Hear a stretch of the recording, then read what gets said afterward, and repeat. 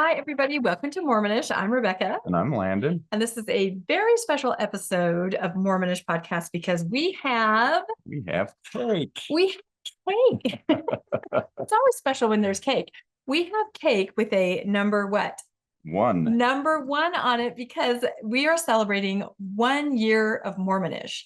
We really can't believe it, can't we? Who would have thought that long? Yep. And this clearly isn't just one cake. I've had several cakes. But this is the one we're celebrating with. Okay, podcasting a lot has meant that we have not gone to the gym very often. That's right. These late nights, I don't get up for the gym. So none of us do because we're just sitting here talking to you guys, right? Which is awesome. It's a good trade-off. Probably might die of a heart attack, but we're going to be okay. So, oh my gosh. So we thought we'd just do a quick episode just to kind of, to thank all of you and to just kind of celebrate the fact that we've been able to podcast for an entire year. And I know some of you have probably heard our story of how this even began, but we thought we'd tell it really quick and then go over some of the highlights that we feel that we've had this entire year. So basically, Landon and I started a book club called the Good Book Club. During COVID, we met virtually, anonymously, and we started a book club so that post-Mormons, nuanced Mormons could kind of deconstruct through reading and, have a community online, a virtual community where they could do that. So we've been running that for over 3 years. Yeah.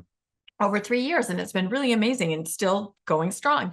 So in the course of doing that, we would invite authors on. We had some amazing guests. We have some amazing book club members. And people were saying, well, we want to hear more from these people. And so it was actually Landon's idea. One day he just said, yeah, we said, let's do a podcast. We'd already been doing, putting our book club online. Right. So we kind of started to learn how to do it. And so we decided, let's do a podcast and involve our book club members. That's exactly right. And Landon came up with the name. People ask us that all the time. He completely, called me and said, what about Mormonish?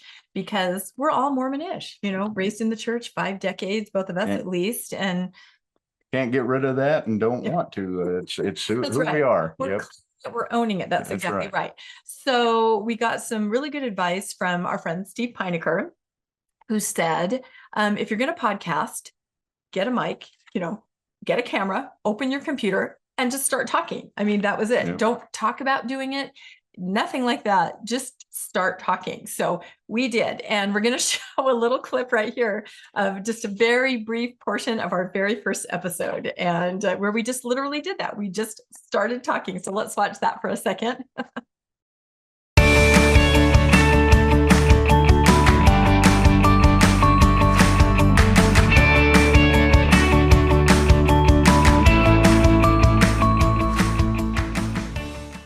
Welcome to Mormonish, where we are finding ways to live a joyful life on the other side of Mormonism. I'm Rebecca. And I'm Landon. And this is our very first episode. Yeah, that's why we're calling it Meet the Mormonishes. I love that. A little pun on... to get us started. That's right. Exactly. No, I love it. So welcome, everybody. The idea for this podcast came about because we started to interact and meet with all kinds of people that are on the other side of Mormonism.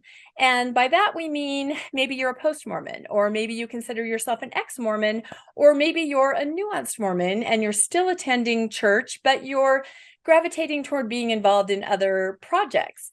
And we thought there are so many wonderful people out there doing so many incredible things.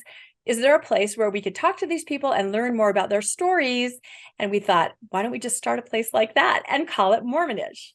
There you go. And I've met so many neat people since I've got out of the church. And when I first left the church, it was very difficult because I didn't find community. I couldn't find people who shared the same belief or the same struggles that I had as I was leaving. And once I started finding that community, it was so helpful. And so the idea behind Mormonish is that we want to be able to find those people, show what they're doing, show the excitement that they're bringing. They might be doing service. They might be doing activities that they now have time to do now that they're out of the church. And they might... That's a good point. Definitely.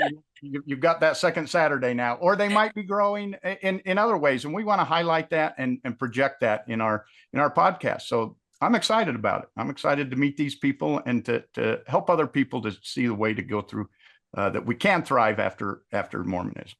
No, I love that idea. I'm so excited about it too. And not only talking to people, but also talking about topics and subjects that might be relevant to people that are finding life, creating community, and moving on after Mormonism. So I think we have a lot of things to cover, and I think it's going to be a wonderful journey. I'm super excited. Yeah, I think we've all left, we all still have relatives or family or siblings who are still in the church. And so the church is still a big part of our life, even if we may have left it, even if we may be angry at sometimes, we still have left it, but it's still a part of our life. And that's why we call this Mormonish, because we're Mormonish. It's always going to be a part of our life. And that's what we want to include in there. Oh, that was fun. Yeah. Oh my goodness. I haven't watched that for a long time. That was our first attempt. Fun. But since then we started to try to make a list, didn't we, of everybody that we've had on and the things that we've talked about. And it's just been, I couldn't believe it when you were, I'm going, we had that many people? I couldn't believe it either. And the people that agreed to come on, that was even early on, that was really amazing. So we thought we'd just go over just a few things that we've done in the last year. So one of the more interesting things I think we did are we've done a series of right? Yeah. Why don't you talk about those? It took us a little while before we got to the series. We were trying to build up, some viewership, but then we started, the first one we did was we started with BYP. We got onto some things, but then we started doing our own series. And the one that really went big was Dr. John Lundwall, and that's probably been my favorite episodes have been the ones with him, because I've learned so much from him. Just incredible, the things he's come out with that are new, that most people have never even heard or thought of, that just been amazing. So if you haven't watched the John Lundwall episodes, you've got to watch those. Those will change your whole view of the Book of Mormon and how that came about. Yeah. And we knew it was important because the apologists right away started to attack us like really bad. Yeah, right from the start. Yeah. The materials and us, you guys suck. And some of the apologists have actually had gone on other shows to try to debunk some of the stuff, and John's going to respond to those here in the future. That's one of the things we're looking forward to this year. Yeah, he is. Another fun one has been the temple. The temples in Heber Valley and Cody. We got involved with that. A viewer from Cody, Yvonne Chandler, called up and said, "Hey, have you ever looked into this?" And so we started looking into it, and we went, "Wow, this is incredible. Well, what's going on up there?" And so we started covering that. And in that time, we've now not only have we become very familiar with the lawsuits in Cody and the process that it's gone through, but we actually got to take a trip up there and meet the people and tour the town, and what a neat little town that is up there. So that was fun. And then Heber Valley, we were invited up to Heber Valley to do that, and we went on with our friends Lisa Bahash and John Hajni, who also came on and just did a wonderful job explaining the problems there. Now, obviously, we know the church with its billions of dollars is continuing to change the laws and change the ordinances and get anything they want passed. But these guys are putting up a good fight, and that temple series will continue. We'll continue updating, and we might even have a few new ones because we've been made aware of a few other issues with some other temples that we will probably be. We're going to have to launch a new channel, like a Mormonish temple channel. We do. We have people calling us all the time now, going, "Well, what about our temple?" And again, it's just interesting to see the process and the way that the church kind of works when a temple is going to come in. In some places, it's just fine. It meets the zoning requirements. It's in a neighborhood. Everyone's happy. In a lot of places, there are some issues. And they seem to call in favor from their memberships, to start asking those who are members to change the processes. So that's interesting. And then I think the big one that, oh my gosh, is ongoing is the Tim Ballard OUR.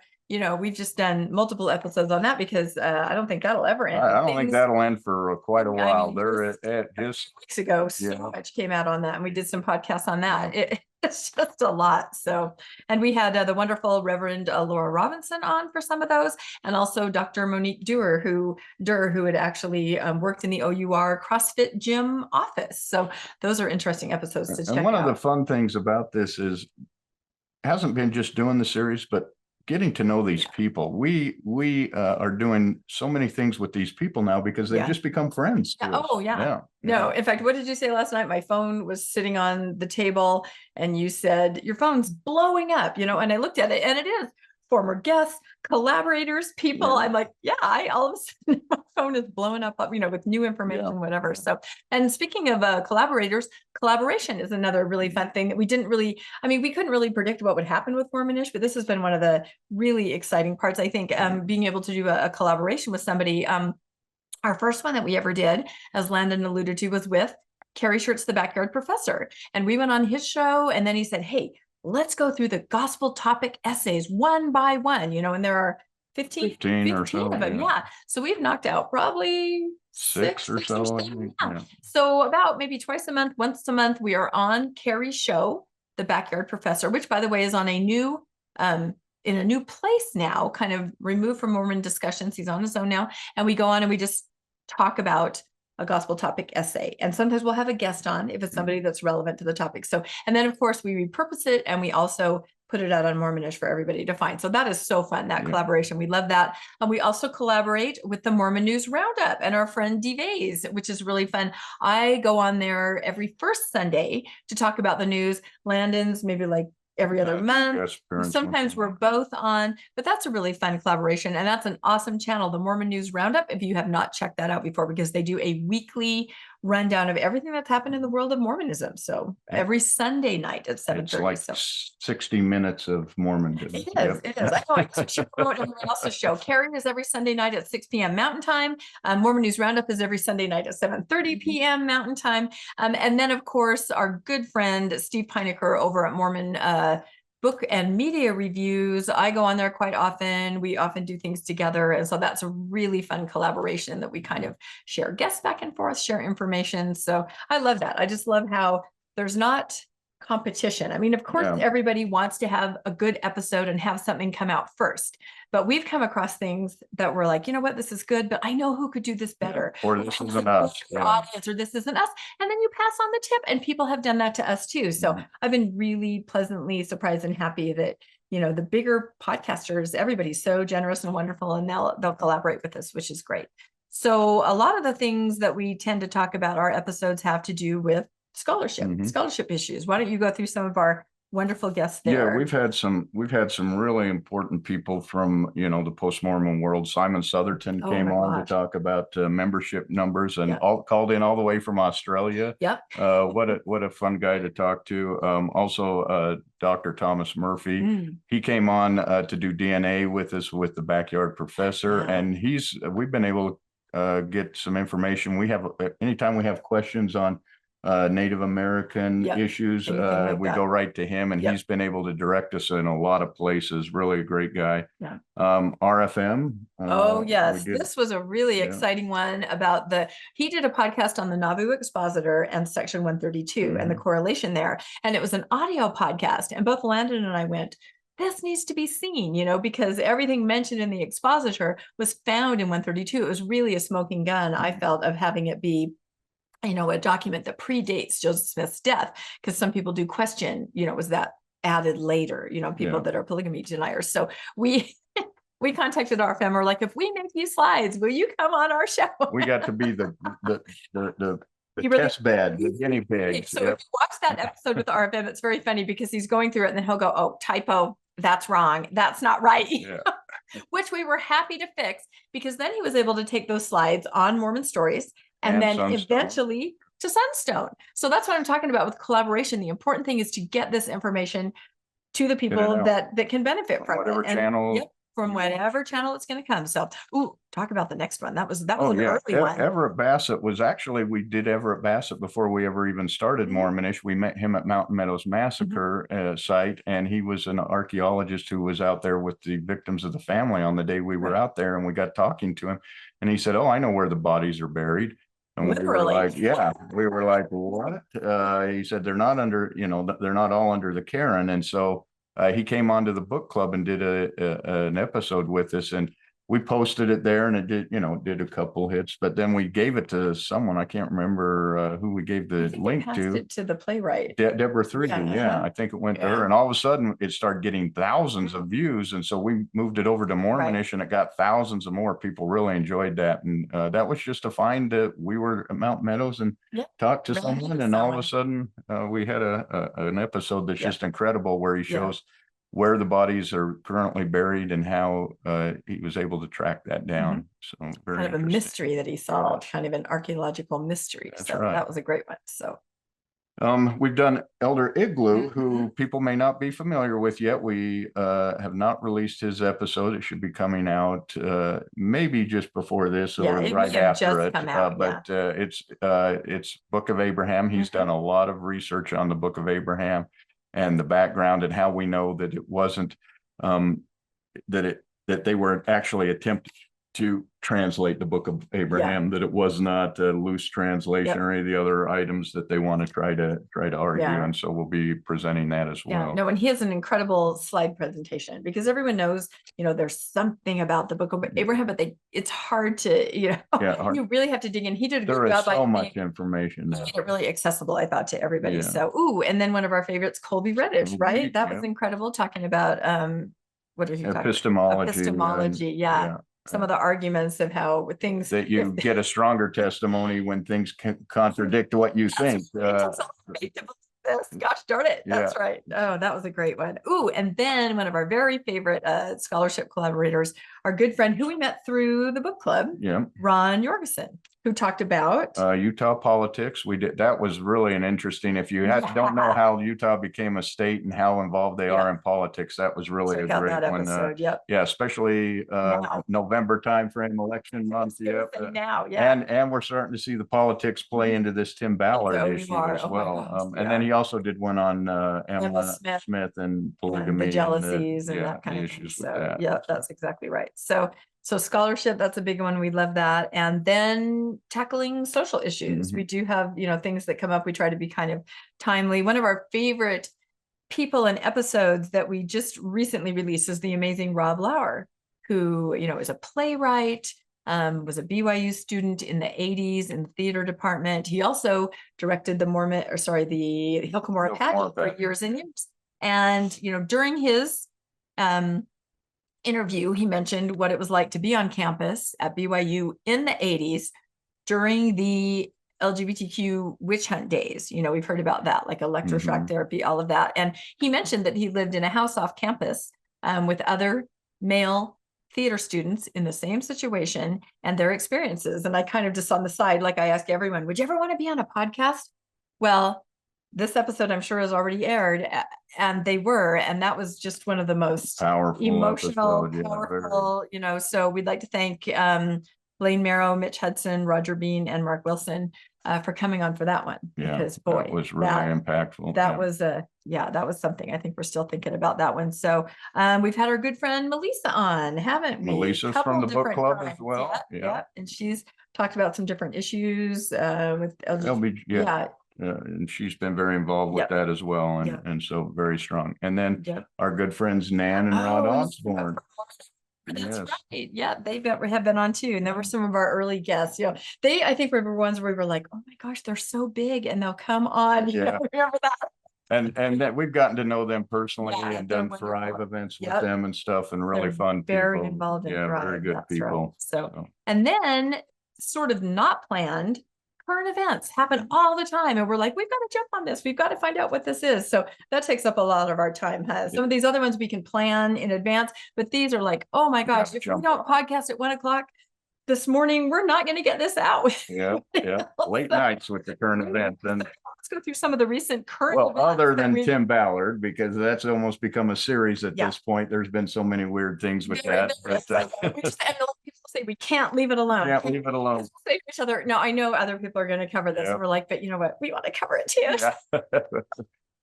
Terrible. So just recently we had Randy Bell come on, talk about faith matters. The Restore conference. Yeah, That's very, right. very interesting. That was super. Brother Jones, who came in and talked about Thailand and the incidents in Thailand in conjunction with the Thailand temple being dedicated. Yeah, that's right.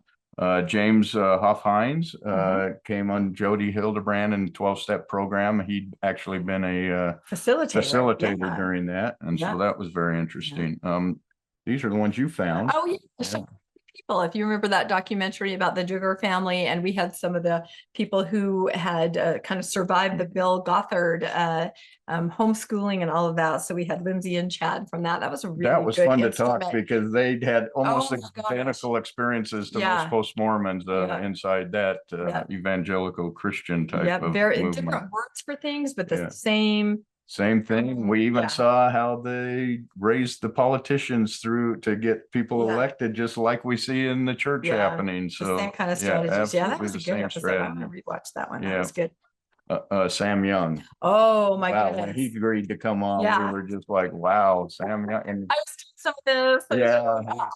Starstruck with that. Yeah. But when the announcement in Great Britain came out about, the child protection, we thought, who else would be able to talk about this? And through our friend Ian Wilkes, connected to him, and he was able to come on, and we talked about what that meant. We talked about his journey, trying to get some kind of child protection, in place here, and shining a spotlight on youth interviews. So yeah, that was incredible. I just still can't believe I kind of have him on my messenger, and I can message him every once in a while. No, he was really a fun person to talk to. He was. Nigel Kennett, he's kind of what helped start Mormonish, I think, because of the Canadian tithing scandal where they were taking all the money and filtering it through BYU to get it back into the US. And he'd blown a whistle on kind of the Canadian version of 60 Minutes. And, was the one. And we didn't feel he was getting a fair shake because here in the US. And so it was interesting because I discovered him on Reddit, as I often, this is how I discovered on Reddit. This is how I discovered Reddit a lot in the middle of the night looking for people and things. But I found somebody on Reddit that said, I'm so proud of my husband and the tithing, kind of blowing the whistle. And I wrote this person and said, are you connected to this? They connected me to the amazing Nigel Kennett. I did not have Mormonish yet. So I put Nigel on another platform that was more of a nuanced platform. And, Landon kind of watched it and said, well, that was good, but it was through the filter of a very nuanced point of view, maybe like even having somebody on to refute what Nigel had said. And Landon sort of started thinking, well, where's the platform that we could put someone on like that to really tell the story from a more post-Mormon? He was a post-Mormon, and that is kind of how you kind of came up with Mormonish. You said we should do something on our own. So shout out to Nigel. He kind of, that whole experience gave us the idea of let's put together our own platform where we can, kind of say things in the way that we'd like to say it. And our audience hopefully would want to hear that way. And that's why they follow us. So, all right, let's see. Yeah, that was good. And then, other podcasters that come on. Yeah, we had Kara Burrell on to talk about her new undertaking of her own platform and Nuance Ho. Oh, we've had Jim Bennett and Ian Wilkes on for Inside Out. These are all, everything that we mentioned here, these are really good. Like we hope, there's so much content, I know that, but we hope that you'll check out some of these other ones. The wonderful Scott Dyer, that was hilarious because he baked a cake. Yeah, he did. We should have had him make one for us. Just look better. Ruminations, which is under Mormon Discussions, I believe still. Kyle Bishop, Beyond God and Religion. That was a really, really how to good talk one. To have conversations with your believing family members. That was really good strategies on that. And then who else did we have? Nathan Smith with Mind Makes This World. I think he's kind of backed off a little since he's in graduate school, I believe, right now. So. He posts a lot and he just, has some wonderful, and he had come to book club and led us in some meditations. Some Buddhist meditations. So he's just a wonderful person, just wonderful insights, and his podcast is really he was an apologist at like age 16 or something like that. For Fair Mormon at age 16. He was like a lot of people, RFM. No, RFM was not at Fair. I always get that mixed Carrie up. was there. Carrie who was it? Oh my gosh. He'll never let me hear the end of that now. Okay. Anthony Miller. Anthony Miller came on. Yeah. He has Life After Deconstruction. Of course, one of our favorites. Who is it? Renee. Yes. Yeah, she's wonderful. Gotten to be good friends with Renee. Yep. And She Became Visible podcast. She's incredible. And then, of course, Marty Lynn Nilsson, who has Where Will You Go? And she was also one of our very first people that we talked to about family relationships. It was the holidays. It was a year ago. How to talk to family members or even interact with family members when we met TBN. Marty Lynn at a Thrive event. And she joined the book club and then jumped on board with coming on Mormonish. So started her podcast about that same time. She's under Mormon Discussions with Bill Reel over there, so at RFM. So, and then of course Bill Reel with Mormon Discussions and all of his many undertakings that he does, and he came on and talked about all kinds of things, including psychedelics. And it was a really interesting episode that he came on. That was wonderful. And he provided a lot of support and gave us some, hey, call if you have questions and whatnot. So that's what I mean about all these podcasters. Like, there's not this competition, I mean, competition is healthy, because it motivates you, but then there's just incredible support that you can call anybody and say, what about this? Or how would you handle this? You're more seasoned than we are. Or often we'll ask, is it legal if we mentioned this? Because we're always nervous about that. Can you talk about this or mention or how this? do you guys handle this? How do you guys handle that situation? So those have been really fun. And then we also like to do, if somebody has an event coming up or something, we love to have them on to just promote it, to do what we can, and also to make all of you aware of amazing things that are happening. So Deborah 3D, she is a former U of U professor. She is a playwright, and she put on an incredible play in Salt Lake about Mountain Meadows. And we just kind of came across her, discovered her. I believe that's available online somewhere now too, through the Entrada Institute. But she was just a wonderful, wonderful guest to have on, to get this take on Mountain Meadows Massacre from someone who's not LDS, but has lived here in the Mormon community for 30 years. So she has a very interesting take on that. One of the first people that we ever discovered and promoted was Jeff Pingree. The amazing Jeff Pingree. That's right. That was one of our kind of pivotal experiences early on. You had watched it on Amazon, The right? Return of Elder Pingree, memoir of a departed, was it Departed Mormon? Yes, Departed. I always confuse lapsed and departed, but it was Departed. And I'm like, this is incredible. And again, getting brave, I just messaged Jeff Pingree on Facebook. He never checks Facebook. And one day, ding, he writes back. This started this whole journey with Jeff, who's now been on many other podcasts. We had a screening of his movie, which is a movie, he's an Emmy Award winning documentary filmmaker anyway. But this documentary was about his experience on his mission back in the 80s. And so good. If you haven't looked, go on Amazon, Return of Elder Pingree. Look it up. It costs like $2, I think, right? And so we actually brought him here, brought the movie here to Broovies in Salt Lake. We had a screening in conjunction with Mormon Book Reviews. That's right, Steve Heinecker.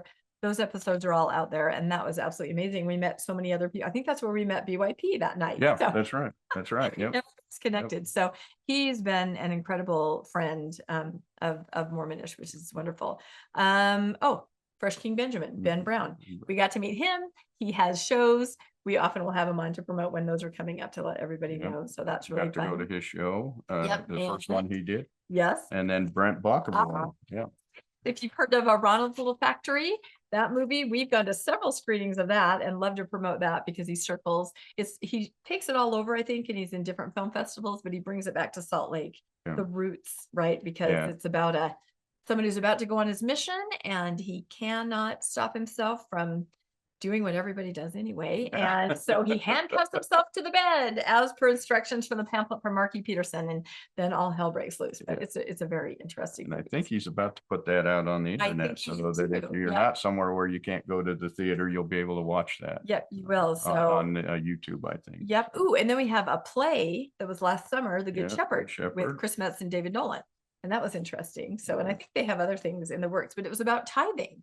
So, and I don't know if that's available online anywhere, but that was they produced it once, but the soundtrack is it's on Spotify to The Good Shepherd. It was kind of a trial run that they did, and that was amazing. That comes out. And then our good friend Bill Moulton, one of our first, yes, that's right, and he started Ally Parent Apparel, which is apparel that can, well, exactly what it says, an ally parent. And it's, all kinds of different apparel that you can, show your support. He's given us some merchandise to give out at several of the events and stuff. Right. He has. So as I read through this list, I'm just like, how did this even happen? Yeah, I know. I mean, 1 year ago, we didn't know any of Anybody, these people. We'd seen some of them on podcasts, or we knew who they were, but we didn't have them on speed dial.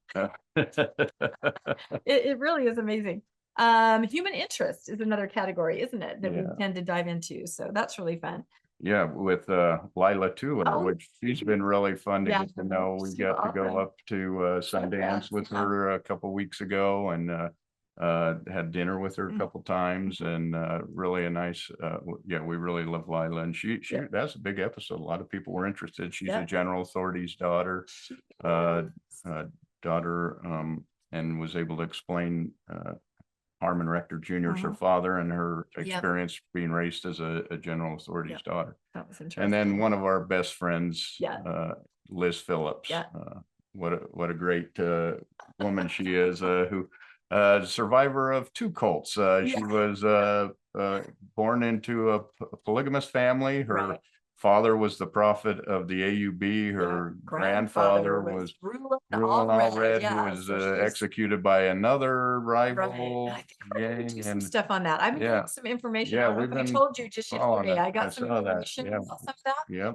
I think we might have to look into that more, but she's amazing. We actually met her because we thought she was someone else. Yes. She was at another Thrive event, and we were trying to make contact with someone else, and we saw her, like, I think that's her. And Landon goes up, and he doesn't come back for a long time. The rest of us were in a group, and we're like, oh, it must be her. He's talking to her, and he motions us over, and it's like, oh, no, it's her. So she's become a really good friend. We really love Liz. Yep.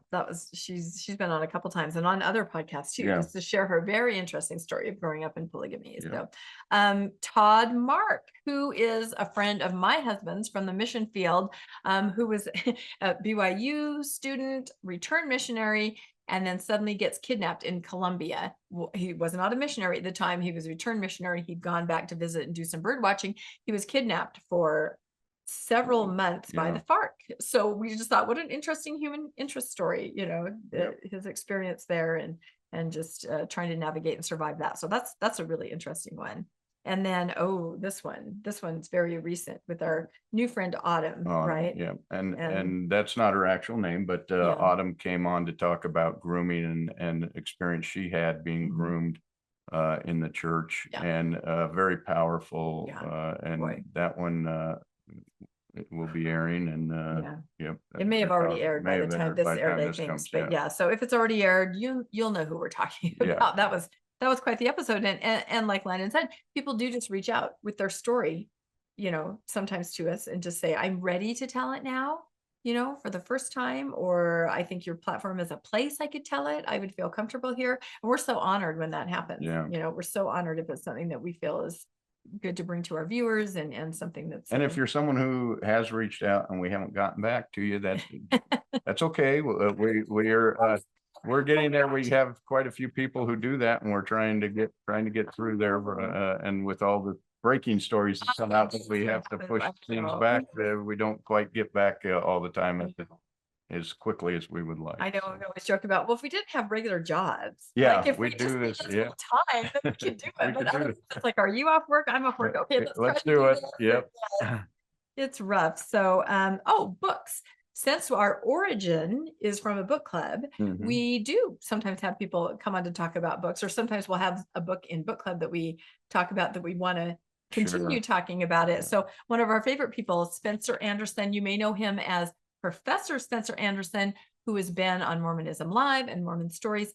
He's an accounting professor to talk about everything to do with the SEC. And I was really proud to be able to connect him with the Widow's Mite, so he can kind of be the face of the Widow's Mite and get that information out to all of you. So he actually began as one of the OG members of our book club.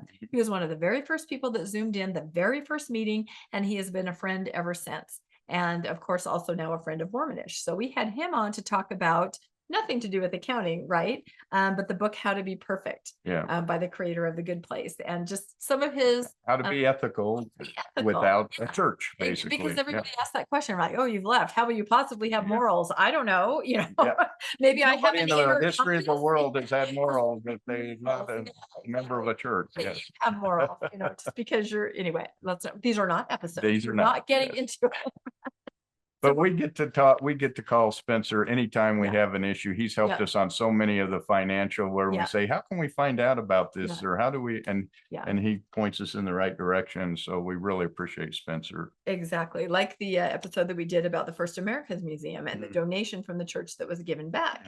And we were able to call him and say, what would this look like in terms of, reporting, financial reporting? How would you do this? So yeah, it's kind of like having an accounting professor in your back. Yes, it is. Yes, it is. So that's nice. So let's see what other books. Oh, Lorelei K. That's right. From Mormon to Mermaid. Went through that book and then she came on, did an episode. Book. That's right. Then we had Kelsey Reynolds. Kelsey with a children's book. A children's book. Where do we go after we die? Yep. That was really good.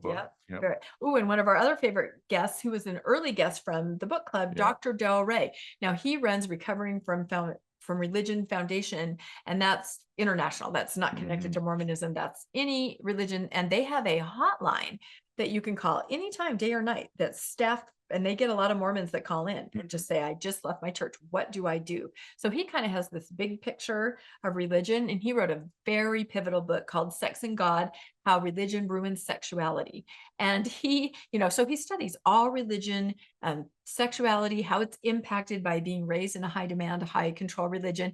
And he came across The Little Factory Talk by Boyd K. Packer. And he thought it was a joke at first. And then he heard back from other Mormons, oh no, this is part of what we study. This, I mean, maybe not now. I think they've retired it, but back in the day, this unfortunately really negatively influenced so many people. He put a whole chapter in his book about it because he could not believe it. And he said that by far Mormons suffer more shame and more dysfunction. They were last in just about every category. from the way that your sexuality is manipulated from a very young age. So that is a really good book. Sex and God, How Religion Distorts Sexuality, and just his platform, Recovering from Religion, is really interesting. And he's written The God Virus. The God Virus, you might be familiar with that, which we're reading in the club in a couple really months. So really great guy. He's a really good guy. Comes on whenever we ask him. And then in terms of books, we did our own episode on D. Michael Quinn's Early Mormonism and the Magic Worldview, because we thought that was such an important book. And that's kind of a Halloween episode. We're dressed up in Halloween costumes. But if you've ever thought about reading that book, but it's like so daunting. Yes, it's a hard read. So we tried to make it an easier read. Fun with have some fun. It's important to understand that information. So so books. And then I think just notable episodes that stood out to us. There were several, I think. Yeah, we did the priesthood ban, which was I did the research for that, and that was really interesting to find out that the priesthood ban didn't just happen. It wasn't just a revelation. It was years and years in the work, politics, so many infighting between the apostles. Trying to skew the vote to get it so it could pass. Very interesting. The hospital. We know we'd vote against it. Let's vote now. Yeah. If you ever thought it was a church, studying something like that, where you see the politics and the lobbying behind it, and just. If you think God is revealing it to the minds of his apostles and they're all voting in unison, that is not what's happening. That's an awesome episode. Oh my gosh. This is a good one. The Return of Elder Brophy. This was inspired by, of course, the Return of Elder Pingree. And this is Landon digging into his mission letters and journals. It was really it was an early on episode. That was interesting. That video by Jeff really impacted me. It got me looking through my journals and realizing that I had several similar experiences. So I said, well, let's do an episode about that. And so that was kind of more of a personal one for me. It was just a way for me to maybe look back and see my experiences through my eyes 20, 30 years later. So I'll tell you, the one thing that stood out from that is you're writing in your journals. You've only been in the MTC for 2 days and you're already writing, I feel such shame. And I'm like, for what? And I didn't know what. What? But already the system system has him there, and he's writing how ashamed he is, you know, and he's got to try to make up, and there was nothing to me that, I mean, we're laughing, but it's tragic because this is still happening to missionaries every day as we speak, that's you get in that system and you instantly feel you have no worth for some reason. You're not worthy. And That's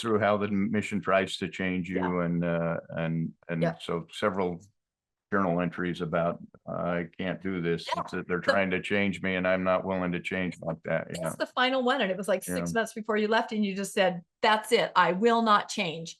And there you go. And here he is now on the podcast. Because I didn't change, evidently. Another 40 years, but you know, it's okay. That's right. The SEC fine, that was a big one when the SEC came out. A couple. We did 2 episodes on that. We did the 60 minutes. 60 minutes SEC one, and then we did one on the SEC that really was a big one for us because in it we went through that this was not a new incident, that this has been happening in the church ever since the beginning.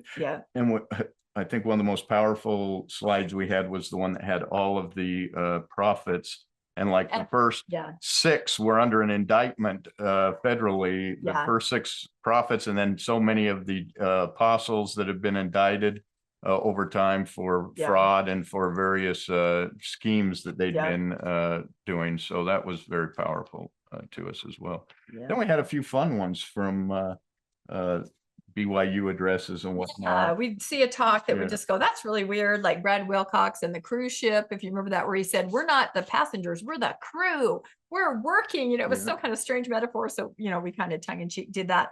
Kyle McKay, the church historian, gave an address where he talked about finding answers is not the solution to gospel. It was some of this logic. We're just like, we have to address this just a little bit. Sorry. And I gotta call that one out for what it is. We did. So we did that. When somebody put out a podcast on some of the bigger post-Mormon podcasters and how much money they're making off of podcasting, we absolutely had to weigh in on that. And so we got copies of financials. It's an episode called Attacked. Because of course, if this is your job or you're part-time, you deserve to be compensated in a reasonable way. And we found that everybody in the post-Mormon world was being reasonably compensated. And it was really the pot calling the kettle black, because there is sure a lot of money flowing. They're raising tens of millions of dollars for apologetic sites. And I'm here to testify, you do not make money as post-Mormon podcasters. That's buy a discount cake. Cake. It was on sale and it expires tomorrow. So no, we're in it. Tomorrow. We got to eat it today. That was part of the deal. I know, should reveal this, right? Everyone's going to go, they're not who we thought we thought they were, right? No, they're just so low level. So yeah, we don't have salmon and filet mignon. We have expiring cakes from Smith's. And another episode, you know, when Book of Mormon Central was having an apostle come to speak at a fundraiser, we kind of dug into that.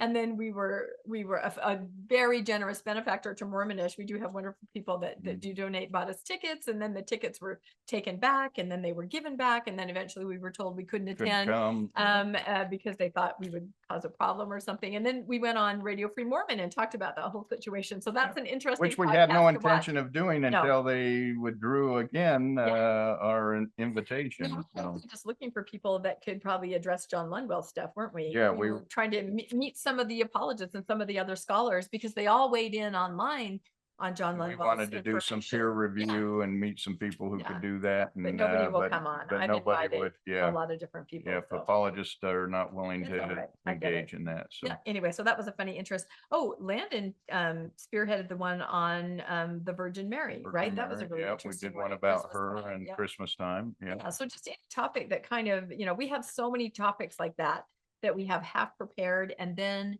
Tim Ballard does something. Yeah. You know, so got a whole list ready to go. BYU honor code, when they changed that, we came out with something like that, because having worked at BYU before, having been, I was going to say a victim of the honor code, having been under the auspice of the honor code. You were a victim.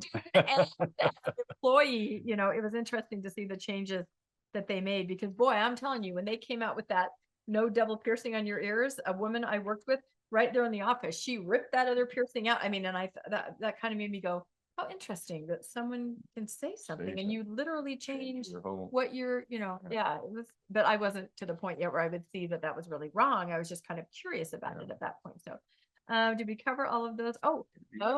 Near-death experience. I think that's one of our most underviewed ones for importance. I think a lot of people don't understand the importance of that, but we try to tie in how these near-death experiences with the movie that just came out, After Death, and how all of these groups that we're seeing, the Daybells, Tim Ballard, Julie Rowe, Tom Harrison, how Doomsday family that just kidnapped their son. all of these people are having these NDEs, and then they become experts and everyone's following them because of these near-death experiences. So we go over, are these from God? Aftermath tries to make the argument that, oh yes, we know this is proof, or after death. I can't ever say the title right. What I call you said Aftermath. Oh, Aftermath. Aftermath of After Death. The aftermath of After Death is that. So we just went through the science of what scientists are telling us, how these happen, and that these are not uncommon, and that they happen across all cultures and all religions. Yep. And so if you haven't caught that one, that's an interesting one to go back and see. Yeah, I think so too, because I think people don't realize that even if like say Tim Ballard did not have a near-death experience, he was highly influenced by people that did, and he gave them great credibility and power over, let them direct what he was doing, as other people do. And that seems to be a hallmark of having an NDE, is that then you are very close to the spirit world. You have special powers that can influence others, and people are influenced by them. You have special inside information, which is why we need to debunk that, and we need to say, no, this is an experience that people have, but it is not what you think it is, and you do not need to give any kind of special credence to somebody that's had one. Because what did we learn? Like 40% of cardiac arrest patients that are resuscitated have had one. I mean, it really is more common now that resuscitation, absolutely in place. So, and then we had our very first episode that we showed a little clip of, and that was Meet the Mormonishes, where we're just like, hi, it's us. Talk to you. Who are these people? I know. So, and I know we've left some out. We couldn't possibly go over all of them. So, to all the other guests that we had on that we didn't mention by name, I mean, you know who you are, and you know that it was very meaningful to have you on, and we just appreciate your expertise, or your openness, or your vulnerability, or your willingness to share, or it's take a chance on us, because nobody knows who we are. Yep.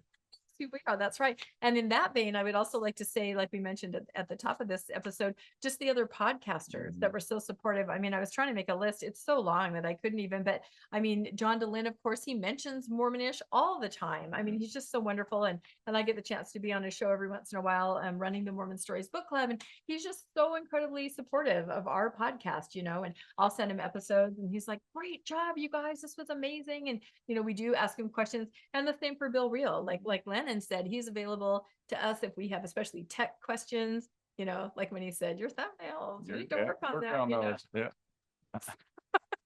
And it's like, okay, tell us how.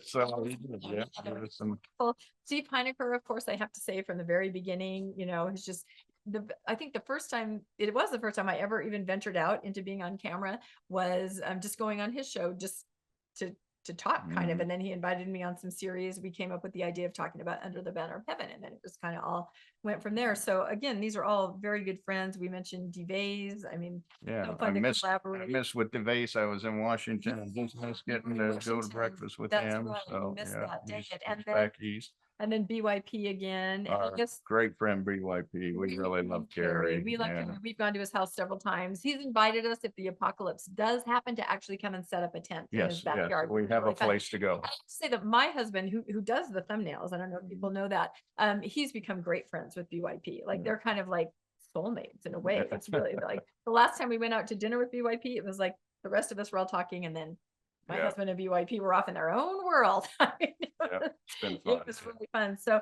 we can't possibly mention everybody, but we just like to say thank you for a whole year. And I think, and how could I forget RFM? Oh my gosh, it's because on my paper, it's because on my paper his initials are so small, right? Everybody else is, oh my God. Okay. Yeah. No, I have to say he is incredibly supportive, and I pester him all the time with texts about things like, what about this? Have you seen this? What's your take on this? Especially anything to do legally, right? Sharing ideas is the biggest thing. You'll bounce things, and what did you just see happen? And it is nice that when we say, can we do this? That there's someone with a law background that we can we talk about this without send that to and say, how do we do this? So. So he's absolutely one of our favorite collaborators. And I'll just say this, I say the best for last. Shall I redeem myself? Because I know I'm going to hear about this. Oh my God. Can we retape? Can we start over? RFM, anyway, and then I think our 100th episode is going to be coming up, depending on where we air this, when we air this, in 1 or 2. Yeah, depends how many crazy things Tim Ballard does between now and then. As to how many. Oh my gosh. But I know, I feel like we're reading through all the stuff, so you don't have to, right. I mean, you may not want to sit down. The latest amendment complaint was 248 pages. Yeah. So we're going to take, I think Mormonish, we try to take the angle of taking little bite-sized pieces of things. We'll take one part of it and focus on it, just so if somebody says, well, what was up with that one letter? They can say, oh, Mormonish did just that, So to me, I think that's kind of our sweet spot. We're not going to tackle, the giant thing that maybe will be on a 6-hour Mormon stories, or maybe a few hour long, legal RFM. We're not lawyers. But no, not at all. We give the common man perspective. Not us at all, right? That's right. And with that. No, let's hold up the cake again. Let's hold up the cake one more time. Our discount cake. We just want to thank everybody so much. And we're hoping for another great year going forward with Mormonish. So thank you, everybody. Thanks so much. Thanks for joining us for another episode of Mormonish. We really appreciate our listeners and would love to hear from you if you have a story you'd like to share. You can email us at mormonishpodcast@gmail.com. You can also find us on Facebook, Instagram, and on our website, mormonishpodcast.org. And don't forget to look for us on YouTube and like and subscribe. Keep joyful, everybody.